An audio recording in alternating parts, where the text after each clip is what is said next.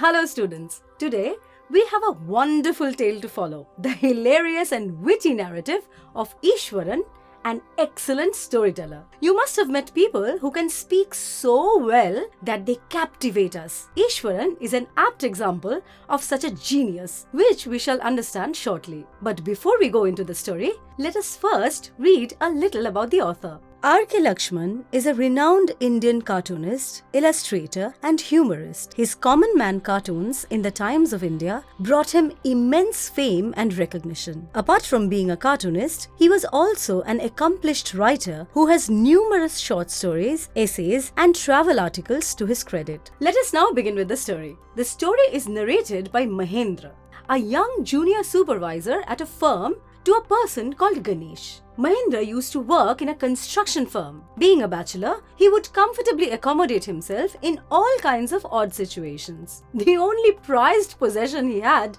between his ill-equipped circuit house and a makeshift canvas tent in the middle of a stone quarry was his master chef Iswaran. He was an amazing cook and had the magical powers to create the most delicious dishes on earth out of absolutely nothing.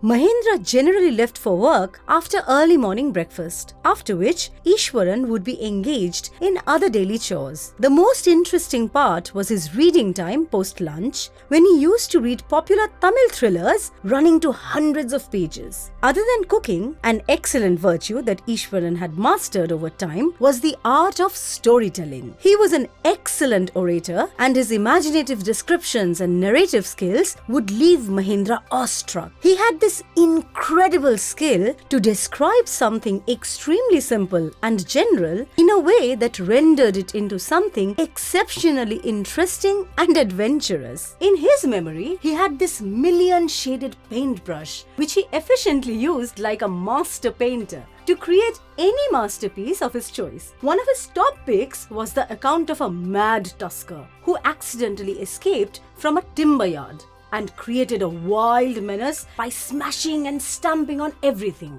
The streets had been empty and the entire town seemed to suddenly disappear because of this terror.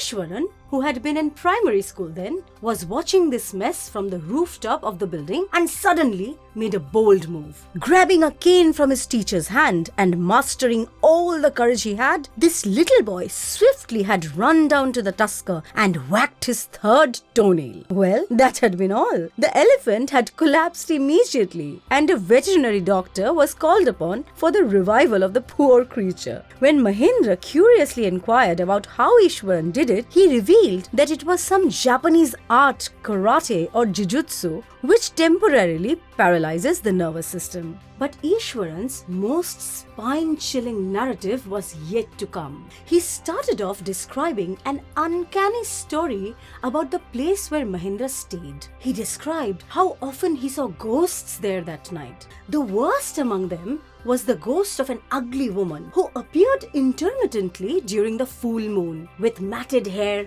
a shriveled face, and holding a fetus in its arms. This fearsome and nerve-wracking tale left Mahendra in utter dismay, and even though he tried his very best to act normal, Iswaran could clearly deduce that Mahendra was afraid. One night, Mahendra had this terrifying nightmare where a low moan woke him up and he was left imagining all possible things. This ultimately climaxed into his encounter with a dark, cloudy form clutching a bundle. The next morning, Iswaran mischievously referred to Mahendra's ordeal from the previous night. It is hinted that he knew about Mahendra's harrowing experience since he was the one who caused it. Now, it is unclear whether it was the creative narration of Iswaran's imaginative story that had left an impact on him and caused a nightmare, or whether Iswaran had decided to trick him by donning a shawl and clutching a bundle to imitate the female spirit from his own tales. However, it deeply scarred Mahendra, and immediately next morning, he decided to leave the place, especially after Iswaran reminded him of his ordeal.